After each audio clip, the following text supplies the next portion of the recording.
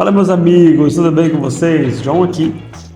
Se você assistiu o nosso último vídeo, você percebeu que nós estamos agora iniciando uma série de vídeos que chama Fundamentos da Fé. O que a gente vai falar nesses vídeos? Sobre Fundamentos da Fé. Vamos falar sobre tudo que a Bíblia nos diz sobre termos uma base sólida para sermos igreja, para sermos cristãos maduros, tá? A gente vai falar sobre 5 ministérios, chamados, sabe? Vamos falar sobre batismo, autoridade, unção, poder, milagre, sabe? Essas coisas. Então eu quero que você esteja muito ligado nessa série, porque ela vai ser assim, fundamental, tá? Eu aconselho você de verdade. Pega esse vídeo aqui, ó, manda pro seu líder, manda pro seu pastor, manda para alguém que você conhece, porque essa série é fundamental para a maturidade e crescimento da sua comunidade, teu também, tá? Convido desde já que assistam em peso mesmo, compartilhe para muitas pessoas, porque é uma chamada de Deus para agora, para hoje, beleza? Então vamos lá. O assunto de hoje, meus amigos, é justamente falar sobre um dos primeiros fundamentos que nós lançamos aqui na minha comunidade que eu pastoreio, né? Comunidade que eu sou fundador dela pela graça do Senhor Jesus, e é sobre 5 ministérios, né? Ainda que pareça ser algo muito comum, muito natural, né? Muito normal, mas não é, tá? Muito pouco é falado disso nas igrejas, especialmente nas igrejas tradicionais. Muitíssimo pouco, assim, é falado a respeito desse assunto. E quando é falado, é com pouquíssima propriedade. Não há muito o que dizer a respeito disso, tá? Então aqui no meio carismático, né, isso é mais natural. E amigos, eu não estou aqui para poder falar se pode, se não pode, se é ou se não é. Estou aqui para falar do que nós vivemos, do que a Bíblia diz, tá? Então, houveram exageros? Sim, é óbvio que houveram exageros, assim como houveram exageros em diversas outras linhas, né, de igreja, tá? Então hoje eu quero falar sobre 5 ministérios, o que é, para que serve, como operar, como identificar, tá? E o resultado disso numa comunidade, tá bom? Quero que você abra sua Bíblia aí, quero que você abra sua Bíblia comigo aí, em Efésios capítulo 4, versículo 9 a seguir. Diz assim que a expressão ele subiu pode significar, senão que ele também havia descido inicialmente à parte inferior da terra. Aquele que desceu é o que subiu muito acima do céu, a fim de encher todas as coisas. Se você ler aqui os primeiros versículos do capítulo 4, você vai ver que esse texto está falando sobre Jesus, tá? Jesus desceu, depois Jesus subiu até o céu, preencheu consigo todas as coisas. E a Bíblia fala no versículo 11, além do mais, ele quem? Jesus, concedeu algumas pessoas como apóstolos, outras como profetas, outras como evangelistas, pastores e mestres, tá? Aí diz assim no versículo 12, a sua tarefa é preparar o povo de Deus para a obra de edificar o corpo do Messias, ok? Daí a gente volta para o texto aqui com mais algumas informações, mas o fato é, nós não podemos negar de forma alguma que ainda existem apóstolos, profetas, evangelistas, pastores e mestres, tá? Então assim, eu quero falar um pouquinho sobre cada ministério, como funciona, né? Como identificar também, e que você saiba, né? Viva isso de forma muito profunda e verdadeira na sua comunidade, na sua vida, tá bom? Então vamos lá. O texto diz aqui que Jesus mesmo concedeu a algumas pessoas. Então, antes de mais nada, meus amigos, eu não posso literalmente falar para você, conceder você como evangelista, conceder você como pastor. Por quê? Porque quem faz isso? É Jesus. É Jesus, ele mesmo, que concedeu algumas pessoas para apóstolos, profetas, evangelistas, pastor e mestre. O que nós, como homens de Deus, fazemos? Nós reconhecemos a atuação dessa unção, dessa graça sobre essa pessoa. Então, nós confirmamos esse ministério, confirmamos esse chamado, né? Conversando com o Danduca esses dias, ele falou, não, eu não posso chegar para você e falar, olha, você é apóstolo. Por quê? Quem faz isso? Jesus. Só Jesus faz. Nossa função é literalmente apenas reconhecer essa graça e confirmar o que Deus chamou para fazer. Você entende isso? Então, vamos falar um pouquinho sobre o que é apóstolo, né? Sobre como ser apóstolo, né? Antes de mais nada, eu quero que você saiba, não é algo que você vai, de fato, falar assim, eu decidi que eu quero ser apóstolo. Aí eu vou trabalhar, eu vou estudar e eu vou me tornar um apóstolo. Não funciona dessa forma, tá? Na verdade, você não pode se tornar nenhum ministério que você quiser. Não é assim que funciona. Você recebe isso como um chamado antes do seu nascimento. Então nós vemos lá em Jeremias capítulo 1 que Deus diz para ele, olha, Jeremias, antes de você nascer, eu te conheci, e eu separei você por profeta das nações. Paulo também, em uma de suas cartas, ele menciona, eu, Paulo, chamado apóstolo antes do meu nascimento. Mas Paulo não era fariseu? Sim, era fariseu. Mas em determinado momento ele encontrou Jesus, sua vida foi transformada e o seu chamado apostólico se manifestou. Tá? Então, antes de mais nada, você nasce com esses traços de quaisquer que sejam, né, o seu ministério. Tá? É muito importante você entender isso. Não é algo que você transiciona. Opera 5 anos como apóstolo, depois 3 anos como pastor, depois 2 anos como evangelista. Não é assim que funciona. Então, se você acredita que é assim, amigo, essa não é a forma bíblica. Tá? Essa não é a forma que Jesus decidiu, que Jesus planejou que fosse. Se você é um evangelista e deseja funcionar como um apóstolo, é como você nascer um sexo e querer funcionar de outro sexo. Não vai dar certo. Não vai funcionar, tá? Então, como são pessoas apostólicas, né? Se eu puder te dar um conselho também agora, né? É o que a gente faz aqui na nossa comunidade, que eu aprendi, né? Aprendi cometendo erros, inclusive. Não se apegue a títulos, tá? Não se apegue a títulos na sua comunidade. Pastor tal, fulano tal, esse plano é apóstolo, esse plano é profeta. Não é assim, meu amigo. Você não é reconhecido porque alguém te chama disso. Você é reconhecido porque você opera nisso, porque você vive isso, porque você é aquilo, né? Lendo um livro do Jeremiah Johnson sobre justamente o Senhor levantar uma nova geração apostólica, ele fala que lá na comunidade dele, eles tratam as pessoas pelos seus primeiros nomes. Então, se você quiser me chamar de alguma coisa, me chame de John, né? Porque é quem eu sou, é a minha vida, tá? Então, não se apegue a títulos, não se apegue a nomes, não se apegue a essas coisas, porque tudo isso é banalidade, tudo isso é orgulho, tudo isso é sem sentido, tá? Porque você não precisa que as pessoas te chamem de apóstolo para você ser um. Você não precisa que as pessoas te chamem de profeta para você ser um, né? O que basta é nós reconhecermos os ministérios uns dos outros e eu saber que você funciona numa graça apostólica, numa graça evangelística, numa graça pastoral. E é isso, tá? Então não posso ordenar pessoas a pastor? Não sejamos legalistas, não sejamos pessoas que é 8 ou 80. O evangelho não é dessa forma, meus amigos. O evangelho é muito mais multiforme do que você pode imaginar. Então não tente colocar o evangelho numa caixinha e você entenderá como é o evangelho, tá bom? Então, como são pessoas apostólicas? Pessoas apostólicas, amigos, são pessoas que lançam fundamentos.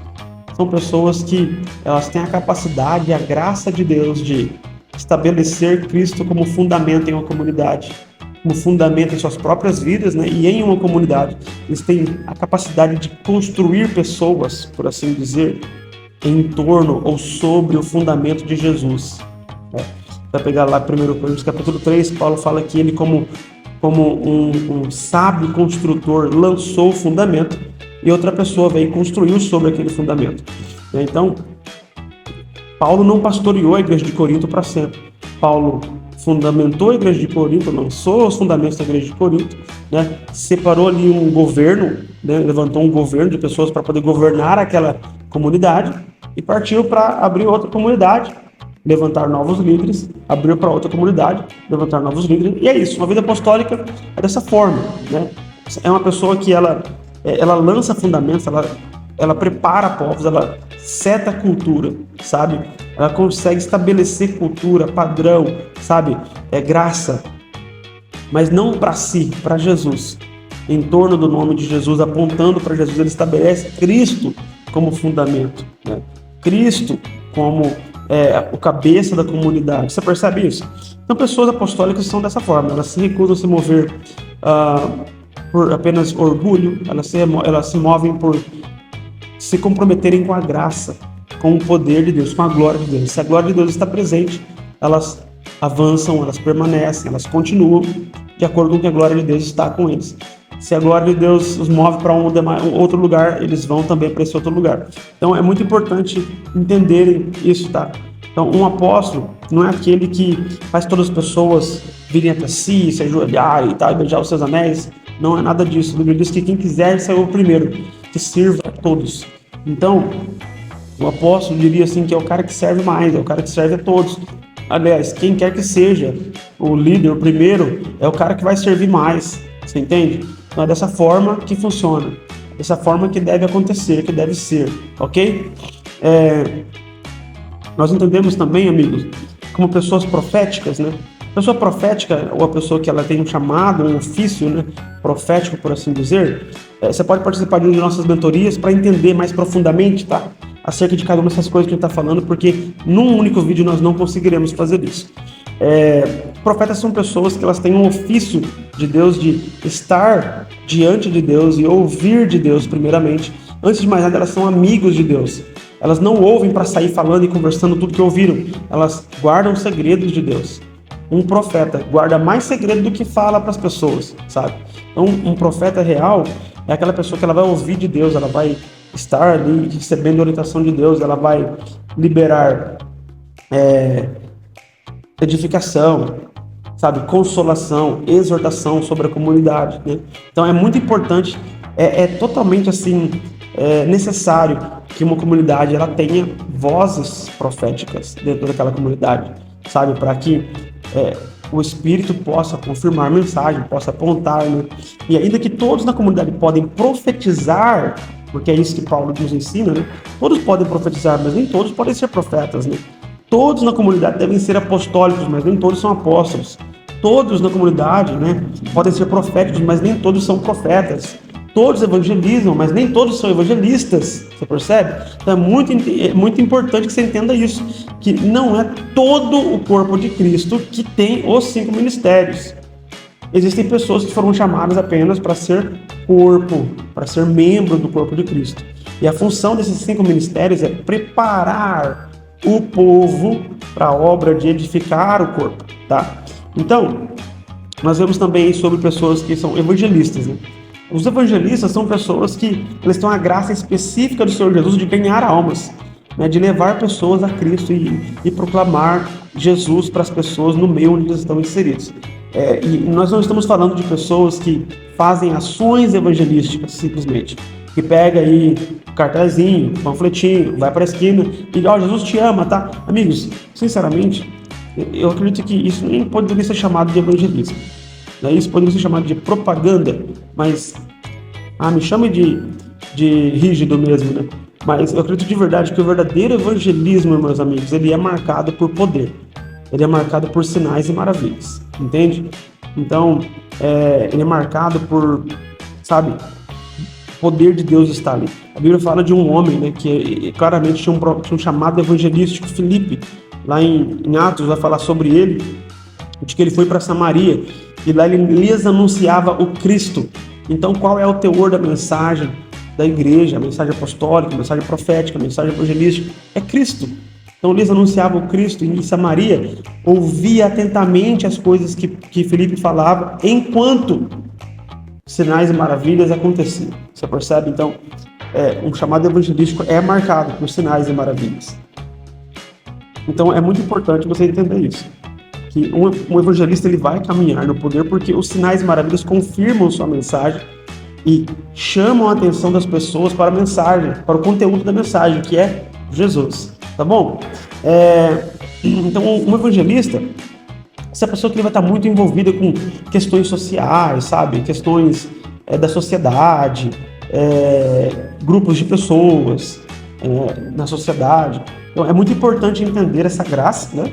E que as pessoas se movam nessa graça com muito poder. Por muito tempo foi dito que evangelistas são pessoas que são desigrejadas, que não podem ficar numa igreja só. Isso é uma grande mentira. Evangelistas têm uma casa, evangelistas têm um lugar para pertencer. Precisam ser pastoreados, precisam ser cuidados, para que tenham um ministério efetivo, poderoso. Tá bom? A Bíblia fala também de pastores. Pastores são pessoas relacionais. Isso não quer dizer, nada do que eu digo aqui quer dizer que o outro não seja, tá? mas é que são ênfases diferentes, são graças diferentes para cada grupo de pessoas, tá bom? Então, como nós podemos dizer, pessoas pastorais são pessoas que elas têm uma graça de Jesus de se relacionar com outras pessoas em amor, em graça, em verdade, em corrigir, sabe, em curar corações, curar relacionamentos. O pastor está preocupado se os relacionamentos estão de boa na igreja, se o irmão está de bem com o outro, se não tem intriga, se não tem divisão, sabe, se não tem problemas relacionais no meio da comunidade. O pastor ele está pensando nisso porque ele quer que todos estejam em paz uns com os outros. Isso não quer dizer que o apóstolo não queira ou que o profeta não queira, mas que a ênfase pastoral é uma ênfase mais relacionamental, sabe? É uma ênfase mais próxima, de proximidade, de tomar um café, de estar junto, de passar tempo, você percebe? E o mestre é aquela pessoa que ela é muito ligada a estudo bíblico, sabe? Ela gosta de gastar tempo lendo as escrituras, indo nos pormenores, lendo muitos livros, teologia, escatologia, seja lá o que for, porque ela gosta de conferir a verdade e saber se a verdade que está sendo ministrada naquela comunidade é Cristo, é real, é verdadeiro, é profundo. Você percebe? Então, pessoas que são mestres, né, são essas pessoas que gastam boa parte do seu tempo em estudos, em leitura, em avaliar as escrituras, em conferir se o que está sendo ministrado é bíblico ou não. Conferir se a nova onda de movimento, de mover que está surgindo na comunidade ou nas nações é realmente algo que foi profetizado, que foi falado na Bíblia. Você percebe? Então, nós precisamos entender que cada um desses ministérios, eles não, na verdade, excluem um ao outro, mas eles precisam uns dos outros. Porque um apóstolo, por mais que ele seja cheio de poder, de unção, de graça, ele tem a graça de fundamentar, né? Ele não percebe as coisas como o profeta percebe, como o mestre percebe, como o pastor percebe. E é por isso que os 5 ministérios compõem, por assim dizer, a diretoria, né? O governo da igreja. Então, as pessoas que participam do governo da igreja precisam necessariamente fazer parte de um dos 5 ministérios, tá? Por quê? Porque por causa da graça que está imposta sobre eles para fazer isso. Então, é necessário que o governo, que o presbitério da igreja, por assim dizer, seja um presbitério plural, tá? Um governo plural, onde não é só o apóstolo que vai ter a palavra final, né? Todos poderão dizer alguma coisa e a gente conversa juntos para entrar em unidade. Você percebe? Essa é a forma que deveria acontecer. Essa é a forma que deve acontecer, tá? Nas Escrituras. E qual que é a ideia desses 5 ministérios? As pessoas que fazem parte dos 5 ministérios, né, são pessoas que têm capacidade de ensino, capacidade de ministrar, de pregar, de falar, de proclamar as boas novas, o evangelho, a palavra de Deus, fundamentar por meio das escrituras, tá? Então, essa é a ideia, que a tarefa desses homens e mulheres, né, que são presentes de Jesus para a comunidade, para a nação, para a sua geração, é preparar as pessoas para a obra de edificar as pessoas. Então, o que eu estou fazendo aqui agora é isso. Eu estou preparando você para a obra de edificar o corpo de Cristo, para que você desempenhe a sua função no que você foi chamado, para que você saiba o lugar em que o Senhor Jesus outorgou você e você opere em cima disso, tá? E o resultado disso é incrível, porque quando nós concentramos o poder da igreja, né, em um único homem, seja ele o apóstolo, seja ele o profeta, o evangelista, o pastor, o mestre, é o cara que ele é o master da igreja, é aí que ocorrem muitos erros, é aí que ocorrem muitos exageros, né, e ênfases erradas das escrituras, tá? Então é por isso que nós precisamos que esse governo ele seja plural, e que os 5 ministérios estejam presentes na comunidade, tá? Como governo da comunidade. Mais uma vez lembrando, não é toda a igreja, não é todos os irmãos que têm um chamado desse, tá? Tem pessoas que são chamadas também para ser pastoreadas, são chamadas para salvação, são chamadas para pertencer a Jesus, para estar no corpo, tá? Mas a função de governá-los é desses 5 ministérios, são esses homens que estarão à frente, tá bom? Esses homens e mulheres.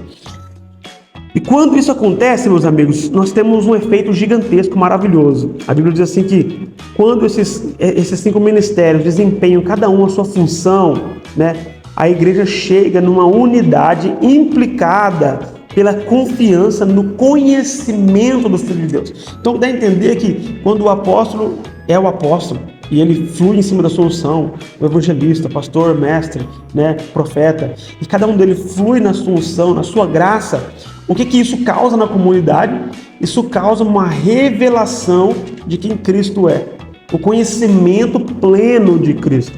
Então as pessoas da comunidade vão conhecer o poder de Cristo, o amor de Cristo, a graça de Cristo, o evangelho de Cristo, sabe? Tudo. Eles vão entender plenamente por quê? Porque por meio dessa graça que cada um desses ministérios possui, enquanto eles ensinam, eles pregam, eles discipulam, eles estão estabelecendo Cristo na comunidade e a comunidade começa a enxergar e conhecer Cristo plenamente. Você percebe? Então, o que mais acontece? Acontece também que o resultado desses 5 ministérios na comunidade é: não seremos mais crianças levadas de um lado para outro por ondas, nem jogadas por todo vento de ensino, à mercê de pessoas astuciosas que inventam formas de enganar. Em vez disso, falando a verdade em amor, cresceremos em todo aspecto em direção àquele que é o cabeça, o Messias. Então, quando os 5 ministérios estão presentes, eles desenvolvem cada um a sua graça, aquilo que foi chamado para fazer, a igreja fica livre de ser jogada de um lado para o outro a cada onda de ensino que é chegado por aí. Você percebe por quê? Porque o apóstolo, o profeta, o mestre, o evangelista, né, o pastor, eles vão combater essas heresias, eles vão combater essas ideologias, esses pensamentos errados, de forma que a igreja toda, a comunidade será firme, será fundamentada e não será levada por qualquer coisa. Não será levada por um falso mover apostólico, não será levada por um falso mover profético, não será levada por um novo ensino, uma nova revelação que um mestre tal lançou agora e entendeu, sabe? Não, porque, amigo, o fato é, quando nós vivemos o nosso chamado, nós entendemos que nós não precisamos de uma nova revelação, nós não precisamos de um novo evangelho. O evangelho é o suficiente. O evangelho é tudo o que nós precisamos. Então, quando nós entendemos e uma igreja vive os 5 ministérios de forma sadia, de forma natural, de forma que ela deve acontecer, toda a comunidade recebe a vida que esses 5 ministérios produzem por meio de Cristo, tá? Então, de forma muito sucinta, é isso que eu poderia falar para você a respeito dos 5 ministérios. Eu espero que você tenha entendido. Eu oro para que você leia mais ali Efésios 4, né, as cartas de Paulo. Você vai conseguir perceber um pouquinho mais, tá, a respeito disso. E também participe de uma de nossas mentorias, onde a gente fala a respeito desse assunto com mais profundidade. Se você desejar essa mentoria também na sua comunidade, podemos estar indo até você, ministrar essa mentoria na sua comunidade, estabelecer esses fundamentos de forma poderosa, de forma graciosa, para que você também viva o que Jesus está fazendo agora, tá bom? Então, é necessário, é importante, é bíblico, esse é o fundamento apostólico. Precisamos retornar a 5 ministérios como base da nossa vida, como base de ministério. Um presbitério plural, onde todos conversam, né, ali para chegar em uma unidade, tá bom? É muito importante isso. O Senhor Jesus abençoe você e aguarde então o nosso próximo vídeo a respeito dos fundamentos da fé. Shalom, shalom.